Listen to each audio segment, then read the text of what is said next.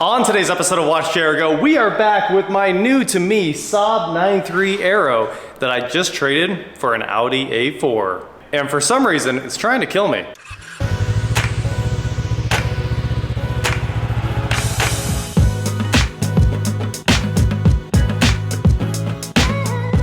What is going on, guys? I am WatchJRGo, and like I said, we are back with my new to me 2003, I think, 9.3 Aero. And in the last video, of course, you saw we had just gotten this car. We traded it for that Audi A4 we just did timing chains on right before, and I think we have traded up because this thing is a monster when it comes to third gear. It is unbelievably fast. But once you get to those unbelievably fast speeds, it starts becoming a little bit sketchy and does try to kill you. And there's something wrong in the front end, that's all we know. When you move the wheel one way, it responds quickly. Another way, it responds a little bit more mushy. So I assume we're gonna find something in the rack, front end, something's going on, and it gets worse at high speeds. It doesn't like tracking and just staying in that straight line that it needs to be when it's going fast. So let's jump in here and take a look at some Saab 9.3 problems. We got a couple of them to solve. In reality, there's still no radio, no DIC, and of course, whatever's going on with the front end, and we'll just see what we find. So today is the real inspection. Let's get this 9.3 up in the air and figure out just what's going on. Well, we got the Saab in the air, and our first impressions after looking at this thing are good. A very good first impression, other than the far cans. The far cans are a little bit unfortunate, but they actually have hangers on them. They're mounted. So they're symmetrical. They're symmetrical. I gotta give them a little bit of credit for that. This was like an owner before the guy that I traded the Audi to. They've always been like this. So it's not stock for sure, but it was way back in this car's history when those were put on. And honestly, the welds aren't that bad either, so I can't be too upset. It doesn't sound that bad either. Really, they just don't look good. That's the only reason I can complain about the far cans. Anyway, everything else in here is looking amazing so far. Love that they went through and painted the brakes. And let's get parking brakes on. Guess I'm not gonna give that a spin.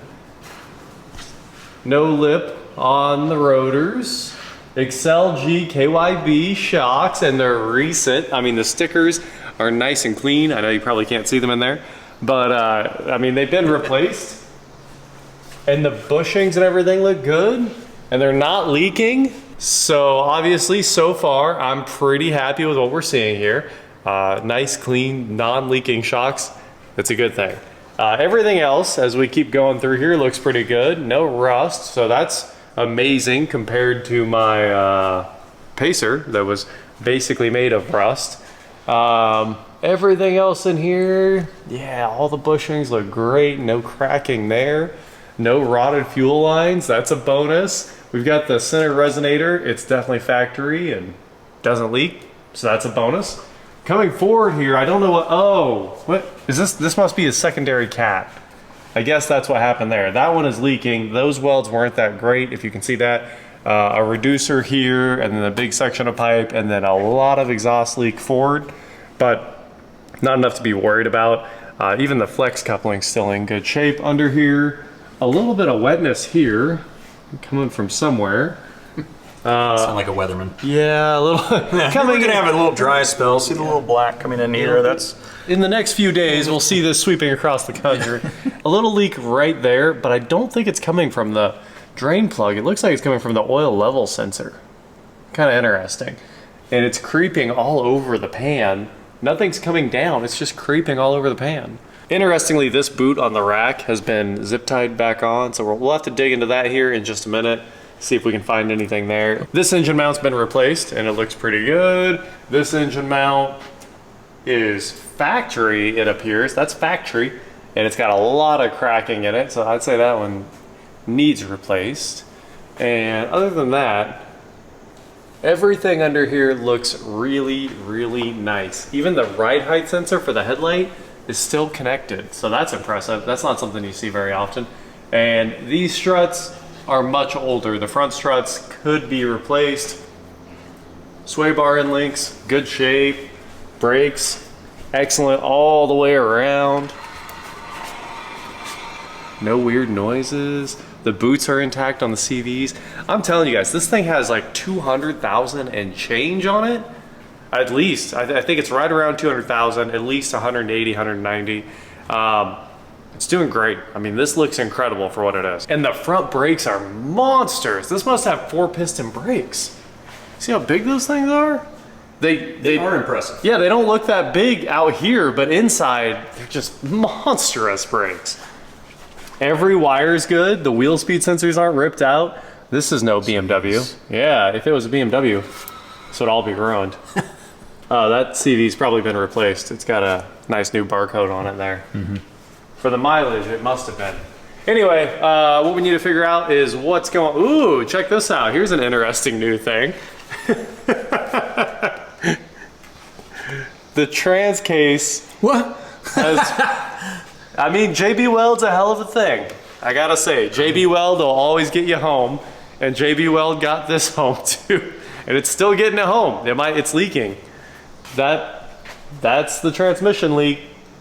So I guess we need to stay on the fluid just a little bit.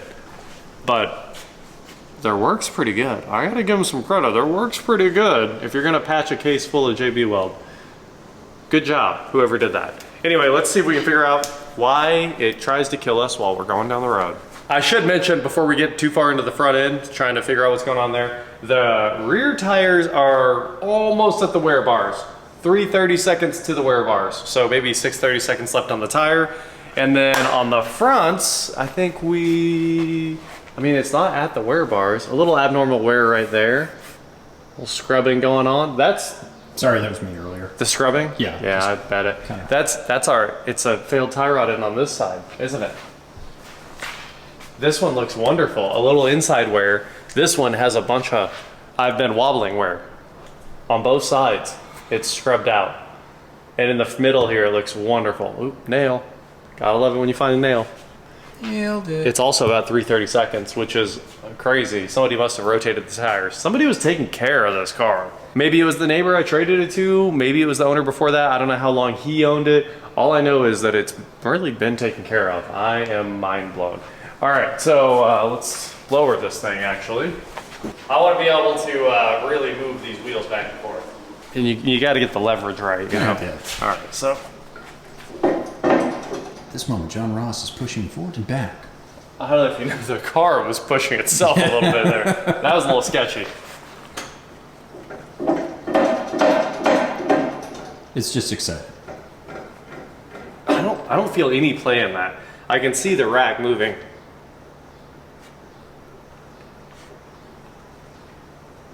I don't hear it. I don't think there's any issue with this one. I mean, it really makes sense that this is the problem one with all the scrub marks on the tire, you know? Right. Also, look at this balance. What? It's barely on there. Barely on there. I saw that from a mile away. I was like, what on earth is that? Okay. Oh, listen, you can hear it move. So it's a slight squeak. Yeah. And I can feel it too. It's got a lot of like back and forth play right before it kicks in. Just enough. It's this one. And I don't think it's the outer. I actually think this tie rod looks great. Let's lift this thing back up, check the tie rod's boot, see if we can see it visually, but if we can't, we'll just keep troubleshooting, and then let's get some parts ordered and get this thing ready to rock, because I would love to be able to make a big pull in this. It's probably even faster than I think. It is pretty daggone fast, man. I tell you what, man, I got in that car, man, that sucker, man. I was like, whoa, and then it way faster than you think. It actually is deceptively. Yeah, it rips. All right, guys. Let's get in here and take a look. Ooh, this one's been replaced, hasn't it? It looks pretty clean. It looks pretty clean. I don't think there's any play in that thing. No, that's good all the way around. Yeah, the boot's not torn. Perfect. Yeah, it looks great. Unfortunately, this is zip tied on. Oh, there's two zip ties on the, I see. Two zip ties are holding that thing on. And now no zip ties are holding that thing on. Okay, wiggle the wheel for me.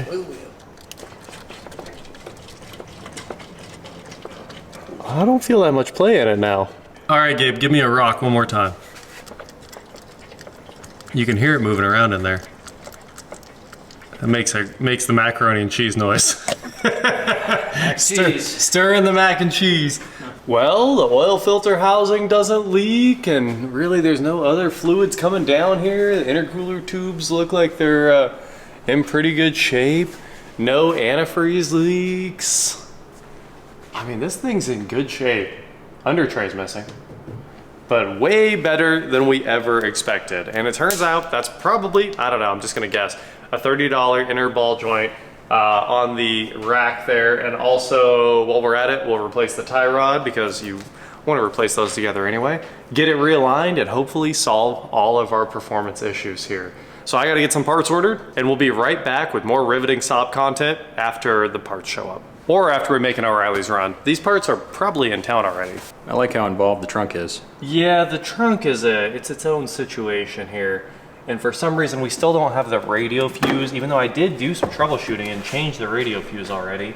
I'd honestly like to remove all of this, but at the same time, it is hooked up and you could have a sub, just plug in a speaker and you'd be good to go if you wanted. So I've done a little bit of troubleshooting already and replaced one blown fuse on the radio. And now I actually should do a little bit more troubleshooting back here and see if any of these fuses are blown. So let's get the meter out real quick and turn the car on, and we'll just kind of run through here and see if we find any blown fuses. Turn her to the on position. More power. I like this red ground back here just to be confusing. We have a red speaker wire running to a ground post. Well, like, why wouldn't you? You know. I mean, There's a fuse missing here. if you're colorblind, it works out. With 9 volts on it? That's interesting. Let's see. 9 volts. Is the car dead? 12, 13, 13, 13, 13, 13. I don't think this is the right fuse style.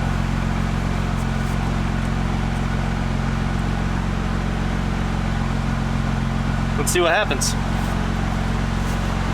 That's not it. Whatever that fuse was, it's there now. It's the only one that wasn't populated. 13, 13, 13, 13, 13.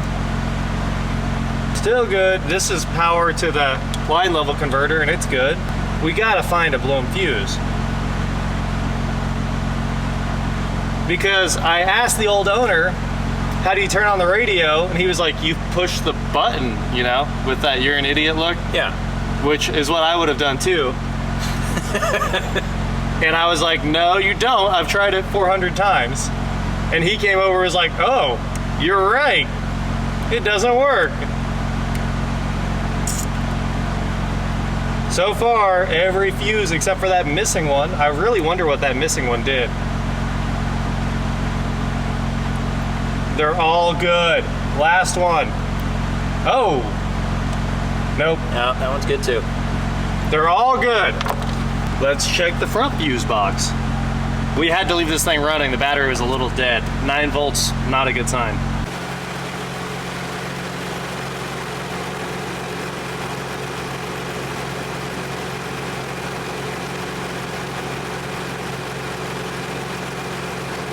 Hey! It's fine. I just wasn't all the way on. You can't check that one. It's uncheckable. Oh, this is one of those LED fuses that tells you if it's blown. It's got a smart fuse or whatever. We did find one blown fuse. And that was not the problem. Ah! SSO was 11 on that one. What's going on with that one? Never in my life have I found so many blown fuses. I've already found 2 blown fuses in this fuse box, and before I'd already found another one of the ones for the radio, blown in the front fuse box. And also, for some reason, there's just tons of missing ones that have power supplied to them. So I'm just putting all the fuses back in this thing Don't know why any of them were ever taken out. Weirdly, everything was always working, so except for the radio. So I don't think anything was wrong. There's no like magical heated seats that I've added or anything like that. But with that said, hopefully changing out this next 10 amp that I just found blown, the radio comes back on. I'm hoping the radio comes back on. I think we got it. I just put in a few, oh, we got it. The DIC's on, the radio's on. I think this was all because of that system, and when we got the car, I did unhook the power wires running back to the amp just so they wouldn't be on the battery in case, you never know if there's like a short in the wiring running down the, you know, inside the carpet there under the door sill. So just in case, I usually unhook them, and who knows what else could have been wrong.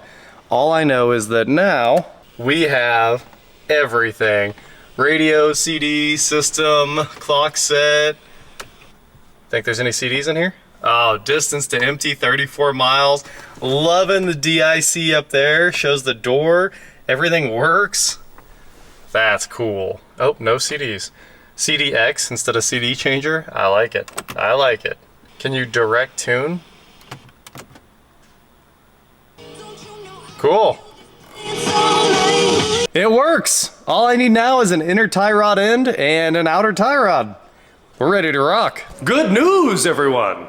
That's not a very good Futurama impression, is it? All I can tell you is the Saab is in way better shape than we ever expected. I am super happy to see that. You know, on the outside, you're like, it's not that pretty because it needs its roof rewrapped and a bunch of little things. But underneath and mechanically, it's way better than I thought.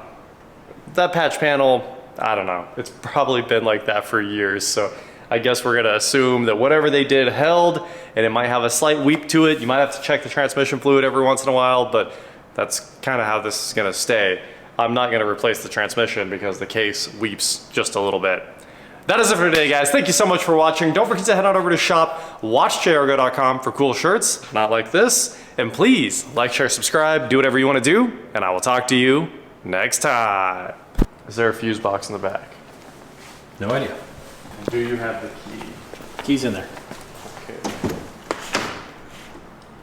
Hit unlock.